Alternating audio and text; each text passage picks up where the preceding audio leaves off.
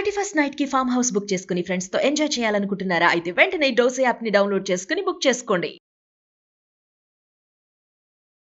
నమస్తే రమగారు. నమస్తే జయ. మనం దశావతారాల గురించి మాట్లాడుకుంటున్నాం కదండి. 6 అవతారాలు చెప్పేశారండి, ఇంకొక 4 మిగిలినాయి. మరి నలుగురు ఎవరు? పరశురాముడు తర్వాత పరశురాముడు భూమిని ధారాదత్తం చేసి కశ్యపుడికి ఆయన ఇంచుమించుగా తను దేనికోసం క్షత్రియ సంహారం కోసం వచ్చింది ఆ అవతారం, క్షత్రియులని అణచటం కోసం. ఆ కార్యక్రమం ముగిసి ఆయన భూమిని పూర్తిగా కశ్యపుడికి దానం చేసిన తరువాత రామావతారం వచ్చింది. అప్పటికి భూమి మీద రాక్షస బలం పెరిగిపోయింది. హిరణ్యాక్ష హిరణ్యకశిపులుగా పుట్టినటువంటి జేవిజయులు ఇద్దరు ఈ యుగంలో, త్రేతాయుగంలో రావణ కుంభకర్ణులుగా జన్మించారు. మళ్ళీ వీళ్ళు ఎవరో ఏమిటో కూడా కాదు, బ్రహ్మమానస పుత్రులైన కశ్యప ప్రజాపతి, ఆయన కుమారుడు, వాళ్ళ సంతతే వీళ్ళు విశ్రవసుని కుమారులుగా జన్మించారు. వీళ్ళు హిరణ్యాక్ష హిరణ్యకశిపుల కాలం కంటే రావణ కుంభకర్ణుల కాలం కొంత వేరైనది. రావణాసురుడు ప్రగల్భంగా ఉన్నాడు, బలవత్తరమైన శక్తిగా రూపొందాడు. అవును, ఆయనతో పాటే సమానమైన శక్తియుక్తులు ఉన్నప్పటికీ బ్రహ్మదేవుడు అతను కోరుకున్నటువంటి వరంలో కొంత సరస్వతీదేవిని అతనిని నాలుకని కంట్రోల్ చేయమని ఒక సహాయం కోరి, ఆమె వల్ల అమ్మవారు అతని నాలుక మీద ఉండి 6 నెలల నిద్రాకాలం, నిద్ర ఎక్కువగా కోరుకునేలాగా చేశారు. రావణాసురుడికి ఉన్న వరాలు గొప్పవే, కుంభకర్ణుడు నిద్రావరాన్ని కోరుకునేలాగా చేసేసరికల్లా ఈ ఇద్దరు సమానంగా ఉండాలి. హిరణ్యాక్ష హిరణ్యకశిపులు ఎంత సమానంగా ఉన్నారో అంతే సమానంగా వీళ్ళిద్దరు కూడా ఉండాలి. అలా ఉండాల. రావణుడు బలవత్తరమైన శక్తిగా రూపొంది అతనంత బలము కలిగినప్పటికీ నిద్రాపరవశుడుగా ఉండేటువంటి వరాన్ని పొందిన కుంభకర్ణుడు పెద్దగా ఆయన ప్రతాపాన్ని చూపించే అవకాశం లేకపోయింది, తగ్గింది. ఎఫెక్ట్ తగ్గిందనమాట త్రేతాయుగానికి. రావణాసురుడే ఇద్దరి బదులు విజృంభించి ఉన్నాడు. ఇతనికి వేదాంగాలు చదువుకున్నవాడు, సంగీతజ్ఞుడు, అపరిమితమైన శివభక్తి కలిగిన వాడు, శివపూజా దురంధరుడు. వీటితో పాటుగా స్త్రీలోలుడు, ఆ వాక్యం కూడా అతనికి తోడైంది. మన కాలనైతే విమెనైజింగ్ అని చెప్తాం. అవతల వాళ్ళ ఇష్టానిష్టాలతోటి ప్రమేయం లేకుండా స్త్రీలని చెరబట్టడం ఆయన ప్రవృత్తిగా కనపడుతుంది.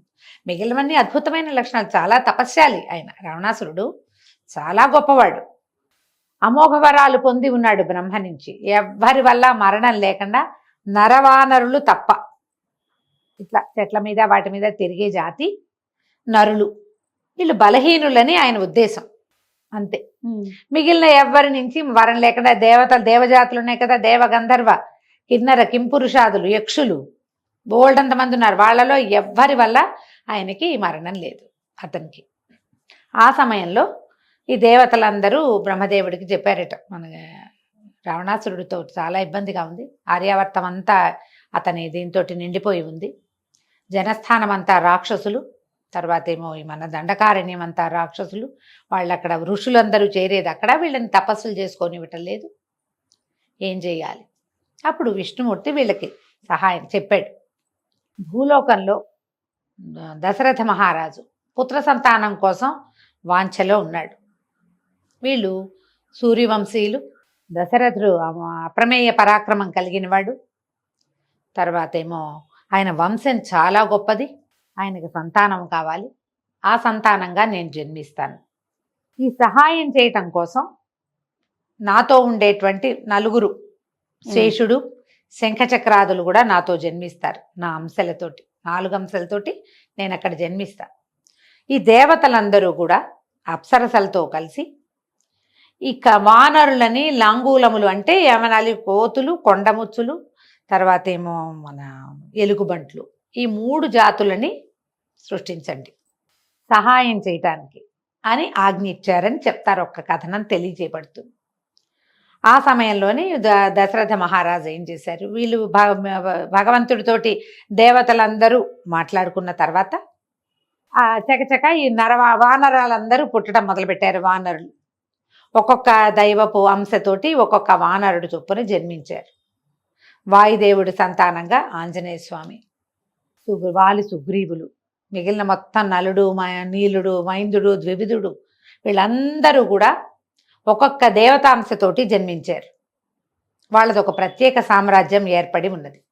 అప్పుడు దశరథ మహారాజు ఏం చేశారట, ఈ పుత్రకామేష్టి యాగం చేశారు. ఆ పుత్రకామేష్టికి ఒక ప్రత్యేకమైన విధానము, అది అందరూ చేస్తే ఫలించదు.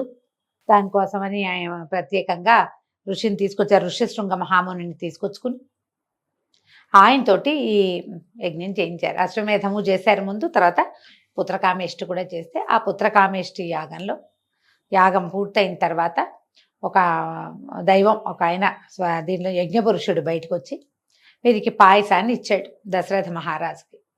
ఆ పాయసాన్ని 4 భాగాలు చేసి సగభాగం ఒక ఆవిడికి, అందులో సగం ఇంకొక ఆవిడికి, మిగిలిన దాంట్లో సగం మళ్ళీ వెనక్కి అలా పంచి 3 భార్యల యందు పాయసాన్ని 4 భాగాలుగా పంచారు దశరథ మహారాజు. ఆ పంచబడిన పాయసంలోని ప్రథమ భాగం సగభాగానికి రాముల వారు అట్లా జన్మించారనమాట. శ్రీరాముడు, లక్ష్మణ, భరత, శత్రుఘ్నులు. లక్ష్మణుడు శత్రుఘ్నుడు 2 భాగాలు సుమిత్రాదేవికి ఇవ్వడం వల్ల ఆమెకి కవలలు జన్మించారు. 2 కుమారులు. కైకేయీదేవికి భరతుడు జన్మించాడు. ఈ 4 కుమారులు చక్కగా పెరిగారు. పెరుగుతూ ఉండగా విశ్వామిత్ర మహాముని వచ్చారు. వీళ్ళకి ఏంటంటే దశరథ మహారాజుకి రఘువంశానికి కులగురువు వశిష్ఠులు.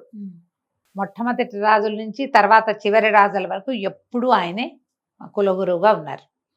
అయితే విశ్వామిత్ర మహాముని వచ్చి మేము ఒక యజ్ఞం చేసుకుంటున్నాం, ఆ యజ్ఞానికి చాలా ఇబ్బంది కలుగుతోంది, కాబట్టి యాగరక్షణ కోసం నీ కుమారులని పంపించమని అడిగి రాముణ్ణి అతనికి తోడుగా ఎప్పుడూ కలిసే ఉండేటువంటి లక్ష్మణుణ్ణి వాళ్ళిద్దరిని విడదీయలేం. రాముడు రామానుజుడు అనమాట. రామానుజు అంటే రామానుజం అంటే తమ్ముడు, రామానుజులు అంటే లక్ష్మణ స్వామి.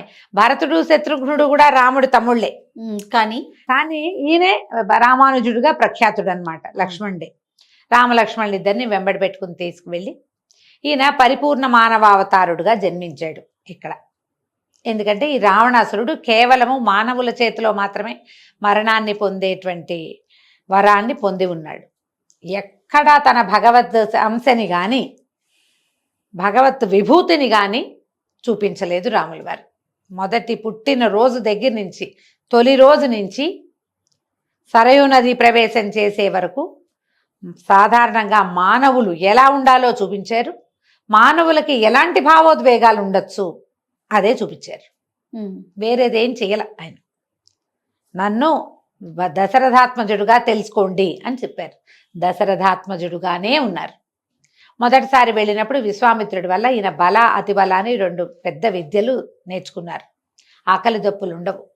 ఎన్నో అస్త్రాలు శస్త్రాలు ఎన్నో నేర్చుకున్నారు. విశ్వామిత్రుడు వీళ్ళకి కులగురువు వశిష్ఠులైతే విశ్వామిత్రుడు ఈయనకి విద్యాగురువుగా పరిణమించి ఎన్ని రకాలో చెప్పారు. వీళ్ళ వంశం గురించిన కథలు అన్నీ చెప్తూ ఈయనతోటి రాక్షస సంహారం చేయిస్తూ వెళ్ళారు. తాటకని సంహరింపజేశారు. తాటక సంహారం చాలా పెద్దది. అప్పటికైనా చిన్నవాడు, 13-14 సంవత్సరాల నూనూగు మీసాలవాడు అనకూడదు, పసివాడు కానీ చెప్పాలి రాముల వారిని. ఇవన్నీ వరుసగా చేయిస్తూ చివరికి తమ యాగరక్షణలో మారీచు సుబాహుల్లో సుబాహుడు సంహరించి సుబాహుడు మరణించాడు. మారీచుడు జీవించే ఉన్నాడు. దెబ్బ తగిలి సముద్రం దగ్గర పడిపోయాడు. ఆ మారీచుడు కాలాంతరంలో మళ్ళీ వచ్చాడు. అక్కడి నుంచి ఏం చేశారు, ఈ సీతా కళ్యాణం కోసం వీళ్ళని శివధనుస్సును చూపించడం కోసం జనక రాజర్షి దగ్గరికి మిథిలా నగరానికి తీసుకెళ్లారు. ఆ మిథిలా నగరంలో ఈ శివధనుస్సును చూసి ఆ ధనుస్సుని ఎక్కుపెట్టడానికి పరీక్షిస్తుంటేనే విరిగిపోయింది. ఎక్కుపెట్టడానికి ట్రై చేశాడు ఆయన, అంతే ప్రయత్నం చేస్తుండే కానీ ఎక్కుపెట్టబడలా, ధనుర్భంగం అయిపోయింది. ఎవరైతే ఈ ధనుస్సుని ఎక్కుపెడతారో వాళ్ళకి మా అమ్మాయిని ఇస్తామని జనక రాజర్షి ముందే చెప్పి ఉన్నారు. ఇప్పుడు జనక రాజర్షి కూతురు గురించి ఒక వాక్యం చెప్పుకోవాలి ఇక్కడ మనం. ఎప్పుడైతే పుత్రకామేష్టిలో రాముల వారి సంతానం దశరథ మహారాజుకి సంతానం కలిగిందని తెలిసిందో, సంతానం లేని జనక రాజర్షి కూడా పుత్రకామేష్టి తలపెట్టారు. పుత్రకామేష్టికి యజ్ఞం చేయాలంటే ముందు ఒక నేలని ఎన్నిక చేసి అక్కడంతా చక్కగా దున్ని పైరు పంటలు వేసి శ్యామలంగా అవ్వాలి. అది ఆ పంట కోసి ఆ ధాన్యాన్ని హోమానికి వాడాలి, ఆ నియమం ఉంది. వీళ్ళు మొదట నేల దువ్వుతుంటేనే వీళ్ళకు ఒక బంగారు పెట్టెలో ఉన్నటువంటి బాలిక శిశువు లభించింది. యాగం చేయకుండా యాగం చేయకుండానే ఆ లభించిన శిశువుని చూసి మహాలక్ష్మి స్వరూపంగా భావించి నాగేటి చాలుని సీత అంటారు. ఆ అమ్మాయికి సీత అనే పేరు పెట్టి ఆ పిల్లని పెంచుకున్నారు. తర్వాత ఆయనకి కూతురు కలిగింది, ఇంకొక పాప ఊర్మిళాదేవి, ఆయనకి సంతానం కలిగింది. దీనికి పూర్వగాథలో మనకి స్కాంద పురాణంలో ఒక వాక్యం చెప్తారు. విష్ణుమూర్తి దేవతలకు చెప్పారట, నేను మానవుడిగా జన్మిస్తాను, బ్రహ్మ విద్య సీతగా జన్మిస్తుంది అని. ఆత్మజ్ఞానమే సీత. ఆమె మహామాయ సీతగా జన్మిస్తుందని. ఇక్కడ జన్మించిన సీతాదేవి అయోనిజగా జన్మించింది. ఎవరికైనా పుట్టిన సంతానం కాదు. ఇక ఆమెను పెంచుకున్నారు. ఆమె అంత అలాంటి ప్రత్యేకమైన జన్మ కలిగింది. కొన్ని పరాశర సంహితలలో, కొన్ని చోట్ల, కొన్ని పురాణాల్లో ఆవిడ చిన్నప్పుడే ఆ ధనుస్సు ఎత్తేదని, అందుకని ఎత్తగలిగిన వాడికే ఈ అమ్మాయిని ఇవ్వాలని పెట్టుకున్నారని అని ఒక విషయం కూడా చెప్తారు. వీర్యశుల్క అని చెప్తారు. ఎవరైతే ఈ బలశాలిగా ఉండి ఈ బిల్లును ఎక్కువ పెడతారో వాళ్ళకి మా పిల్లని ఇస్తాను అని. విల్లు ఎత్తాడు, ఎక్కువ పెట్టడానికి ప్రయత్నం చేశాడు, అతని చేతిలో విరిగిపోయింది. కాబట్టి ఆయనకి కుమార్తెనిచ్చి పెళ్లి చేద్దాం అనుకున్నారు. సరే, వాళ్ళని పిలిచారు, వివాహం అయ్యింది. వీళ్ళిద్దరూ కలిసి ఇంటికి వెళ్తుండగా పరశురాముడు ప్రవేశం కలుగుతుంది. ఇక్కడ వీళ్ళిద్దరు ఏకకాలంలో ఇద్దరు. ఈయన పరిపూర్ణ స్వరూపుడు, పరిపూర్ణ విష్ణు స్వరూపుడు రాముల వారు, అంశాస్వరూపుడు పరశురాముడు. ఆయన వచ్చి కనపడ్డాడు. నువ్వు శివధనస్సుని విరిచావుట, నా దగ్గర ఇదిగో వైష్ణవ ధనస్సు ఉంది, దీన్ని విరవమంటే ఎక్కుపెట్టమంటే అది చేతికి ఇచ్చేసరికల్లా ఈయనకి వాళ్ళ ఇద్దరి స్పర్శ తగిలేసరికి ఆయనకి తెలిసింది పరశురాముడికి, తను నిలబడి ఎవరి ముందైతే నిలబడ్డాడో అతడు సామాన్య మానవుడు కాదని, సాక్షాత్ భగవద్విభూతే మానవాకారంలో మనకి కనపడుతోందని ఆయన తెలుసుకున్నారు. తెలుసుకుని నన్ను క్షమించమని వేడుకొని ఈ ఎక్కుపెట్టిన బాణాలని తన తపలోకాల మీద వేసేయమని నమస్కారం చేసి వెళ్ళిపోయారు. దశరథ మహారాజు దీనికి ప్రత్యక్ష సాక్షిగా ఉన్నాడు. కానీ తన కుమారుడే కాదని, సాక్షాత్ భగవంతుడని ఆయన తెలుసుకోలే. విష్ణుమాయా విలాసం వల్ల తెలియలేదు. తర్వాత కొంతకాలం హాయిగా ఉన్నారు అందరూ. ఆయన రాముల వారికి యువరాజు పట్టాభిషేకం చేయదలుచుకున్నప్పుడు తృతీయ భార్య, మూడో భార్య అయిన కైకాదేవి ఏం చేసింది, రాముల వారిని అడవులకు పంపాలని వరం కోరుకుంది. తన కొడుక్కి పట్టాభిషేకం చేయమని రాముడిని అడవికి పంపించమంటే రాముడు అడవికి వెళ్ళడం సిద్ధించింది, కానీ కొడుకు పట్టాభిషేకం మాత్రం కుదరలేదు. అట్లా ఈ పినతల్లితోటి ప్రేరేపించబడినటువంటి రాముడు అడవికి వెళ్ళారు. ఇప్పుడు ఈయన ఇక్కడే పట్టాభిషేకం చేసుకుంటే ఆ జనస్థానం ఎట్లా ఖాళీ అవుతుంది, ఆ దండకారణ్యం ఎట్లా ఖాళీ అవుతుంది, ఆర్యావర్తం అంతా నిండి ఉన్న రాక్షస సంహారం ఎట్లా జరుగుతుంది, అదంతా జరగాలంటే ఇక్కడ ఏదో ఒకటి జరగాలి. ఇక్కడ ఇది జరిగింది, అలాగే కదా జరుగుతాయి. అక్కడ ఏదో అవ్వాలంటే ఇక్కడ ఏదో ఒక మార్పు వస్తుంది. ఇక్కడ ఈ మార్పు వచ్చింది. అత్యంత ప్రీతిపాత్రుడైన రాముణ్ణి అడవులకి పంపించమని కోరుకుంది ఆవిడ. ఆమెకు చాలా ఇష్టం ఆయన అంటే.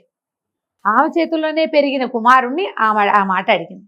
అంటే ఇందుకోసమే ఈ వెళ్ళినప్పుడు ఏం చేశాడు, ఆయన భార్య సమేతుడుగా లక్ష్మణ ద్వితీయుడుగా ఈయన అడవికి ఊరేగి వెళ్ళిపోయాడు.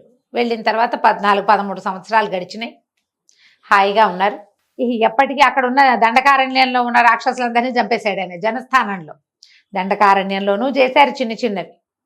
జనస్థానంలో ఖరదూషణాదులందరినీ సంహరించాడు. మన శూర్పణఖ రావటం, ఆమె వచ్చి ఈయన మీద వ్యామోహం చెంది సీతాదేవిని తీసేస్తేనే ఈయన తనకి వశపడతాడని ఆమె మీదకి దూకేసరికి లక్ష్మణ స్వామి శూర్పణకి ముక్కు చెవులు కోసాడు.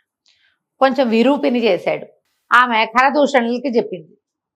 ఖరదూషణుల మీద యుద్ధానికి వెళ్ళి వాళ్ళందరినీ తెగటార్చేశాడు రాముడు. మొత్తం ఖాళీ అయిపోయింది జనస్థానం. ఇది వల్ల కాదని ఈ శూర్పణఖ ఏం చేస్తుంది, రాముడి దగ్గరికి వెళ్ళి మొత్తం కథ అంతా చెప్పింది. రావణాసురుడి దగ్గరికి వెళ్ళి, ఇక్కడ వీళ్ళ దగ్గర మహాసౌందర్యవతైన స్త్రీ ఉందని, ఇలాంటి వాడి పక్కన ఉండాలి, మానవుడి పక్కన ఉందని అతన్ని కొంచెం ముందుకు చేసి ఇక్కడికి వచ్చేలాగా చేసి, ఆయన సరాసరి అయితే రాముడు లక్ష్మణుడు ఉండగా ఆమెను తీసుకెళ్ళలేమని మారీచుడిని ప్రేరేపించి, మారీచుడు చెప్పాడు, నువ్వు రాముడిని ఏం చేయలేవు, రామో విగ్రహవాన్ ధర్మ అని చెప్తాడు మారీచుడు.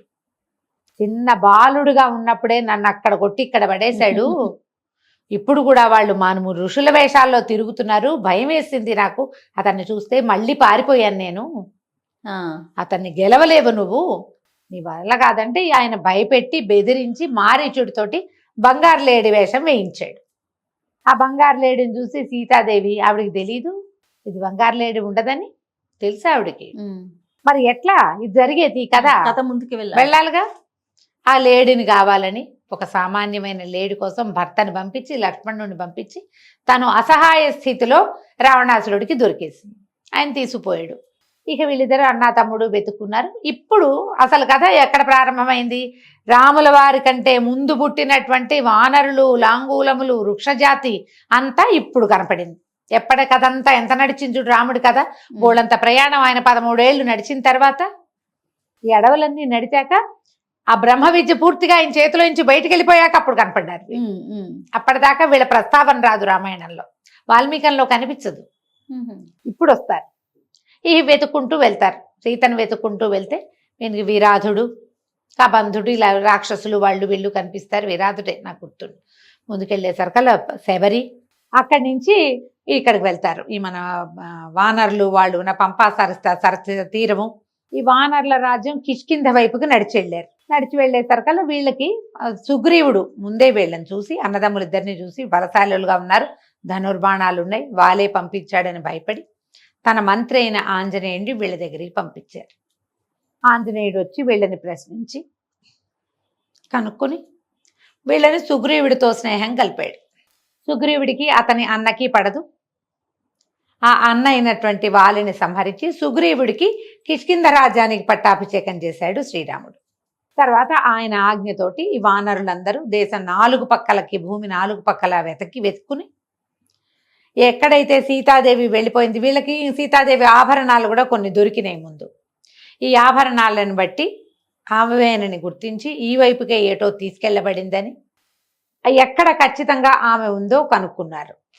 కనుక్కుని దక్షిణ సముద్రం నుంచి ఈ అటువైపు లంకానగరంలో సీతాదేవి ఉండేందుకు అవకాశం ఉందని ఆంజనేయ స్వామి మిగిలిన వానరులు తన 4 గ్రూపులు చేశారు. ఈ మొత్తం వానరులను దక్షిణం వైపుకు వెళ్ళిన గ్రూపులో ఉన్నవాడు ఆంజనేయుడు. ఆయనే లంకానగరాన్ని ప్రవేశం చేసి భాగవతోత్తముడైన ఆంజనేయ స్వామి శ్రీరాముడికి భక్తుడైపోయాడు. ఆయన అక్కడికి వెళ్ళి లంకానగరంలో సీతను చూసి మళ్ళీ వెనక్కి వచ్చి మొత్తం అందరూ కలిసి వెళ్ళి ఆ తర్వాత ఈ సముద్రం మీద ఒక వారధి కట్టి లోపలికి గంగా నగరానికి ప్రవేశం చేసి రావణుడితో శతవిధాల యుద్ధం చేసి చివరికి రావణ సంహారం చేసి, కుంభకర్ణ సంహారం చేసి, రావణుని కుమారుడైన ఇంద్రజిత్తుని తదితరులందరినీ సంహరించి రావణుని తమ్ముడైన విభీషణుడికి లంకారాజ్య పట్టాభిషేకం చేసి సీతాదేవిని వెనక్కి తెచ్చుకున్నారు.